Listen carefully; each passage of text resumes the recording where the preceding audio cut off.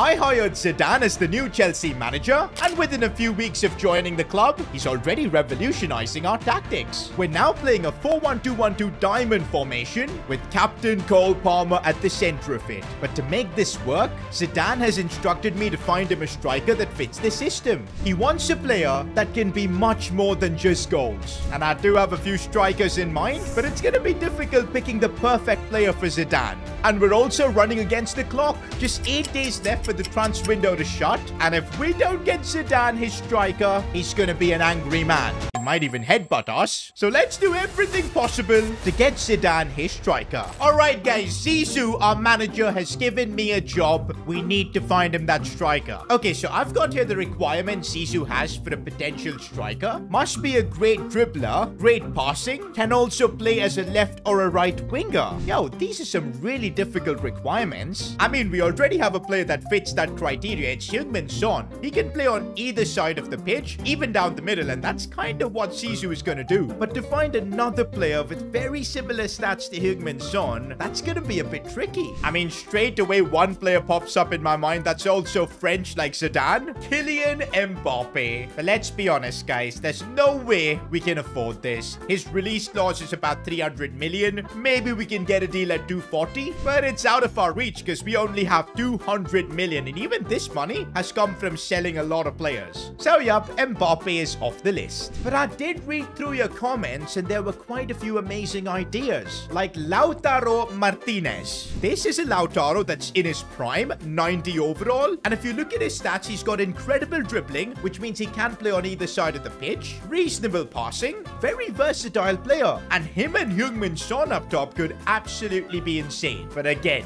it's going to be expensive. Another option I saw in the comments was Julian Alvarez. World Cup winner. Of course, even Lautaro has won it, but at the World Cup 2022, it was Julian Alvarez who took his spot and made it for himself. Now, he definitely fits the bill of what Zidane wants because he's got the pace, the passing is there as well, the dribbling too. He can literally play anywhere in the attack, even as a cam if you need him to. But of course, he's not a perfect player yet. He's not in his prime. He still has room to grow. With Lautaro, you know you're getting one of the best strikers possible. It's a big decision and one that I'm not sure what to do with. But you know what? The best way to make this decision might be to ask Zidane himself. And so we set up a meeting with him. Okay, Gaffer, I have a couple of options for your striker. Lautaro Martinez is definitely my favorite. More experienced. And since we want to win the Champions League, that might really work. Lo que hay que hacer. Antes de recibir el balón, tú sabías ya lo que ibas a hacer. Okay, what about Julian Alvarez? He's not as good right now as Lautaro, but he at least fits your criteria.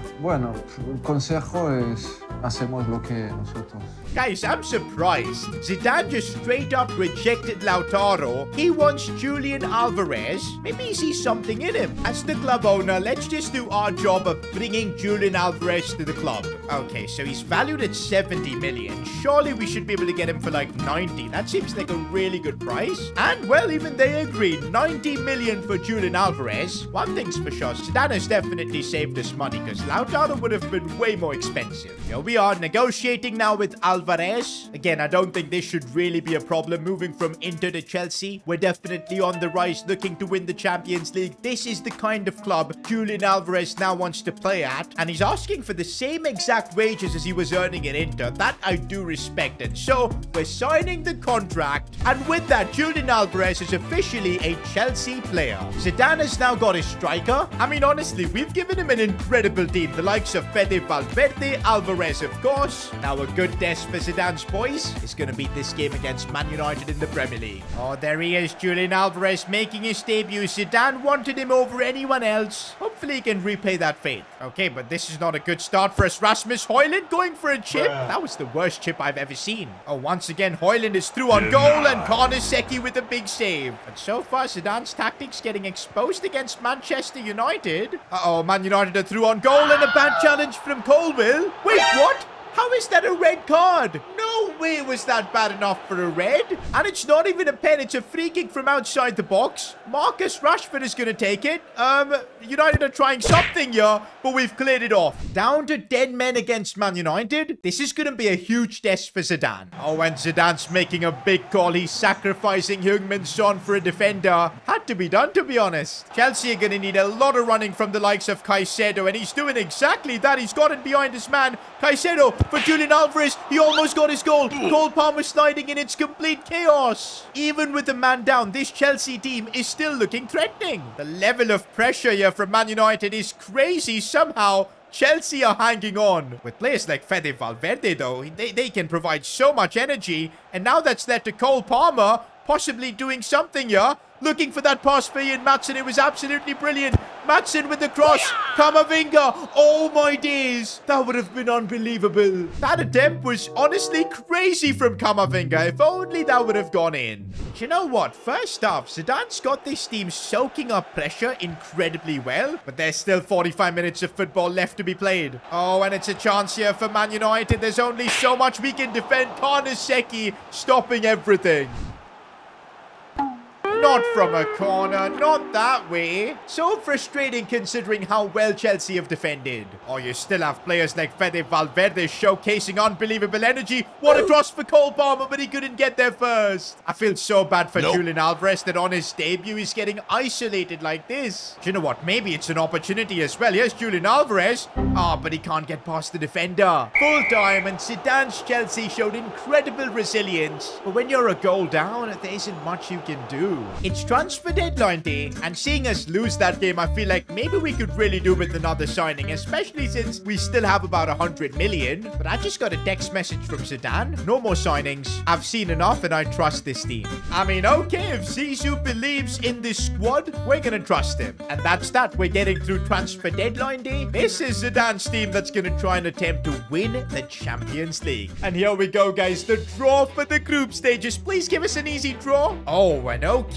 Definitely interesting. Benfica and Galatasaray are going to be interesting games. But I think this is the kind of group where we should 100% be topping it. The Champions League journey, though, begins for Zizou now at Stamford Bridge. Okay, we're playing Dynamo Kiev for the first Champions League game. Come on, we need to start with a win. Hopefully there's no red card in this game so we can actually see how Zizou's Chelsea performs. Oh, and Julian Alvarez might be through on goal. We know he's quick. Does he have the finish, though? Of course he does. He's Julian Alvarez. 1-0 for Chelsea. Gets his first in this shirt. Just what we needed. Gotta say, in Zidane's system, we're definitely not the team to keep most of the ball. Because, yeah, Kiev have had a lot of possession. We're just soaking up all the pressure. But then we've got explosive players like Fede Valverde, who finds Julian Alvarez. Another chance here for the Argentinian. Makes an angle for himself and scores again. No way. Alvarez is through again. This time, he finesses the ball into the back of the net. A hat-trick in the first half for Alvarez. This was literally the perfect start we needed in the Champions League. But up next, we're facing Benfica, and that too away from home. Alright, guys, I think Benfica are definitely going to be our competition for top spot. If we can beat them, I think we're guaranteed to get to the knockouts. Julian Alvarez, we know he can also dribble. That's the reason we've signed him. And now we're on the charge here with Reece James making a brilliant run. Can he score, though? Reece James puts it in the back of the net. In this new system of Zidane, our fullbacks are going to be absolutely key. Also, Antonio Silva against his former club, putting in the right challenge. He's not fazed by the occasion at all. Cole Palmer, oh, the dribbling is brilliant as he finds Son. That is one of the most well-worked goals you'll see. We've got this Chelsea team playing liquid football. I mean, what an assist from Cole Palmer. That's 2-2 in the Champions League so far. I think, guys, if we can also beat Galatasaray, we're going to top the group no problem at all. If we can beat Galatasaray and make it 3-3 in the Champions League,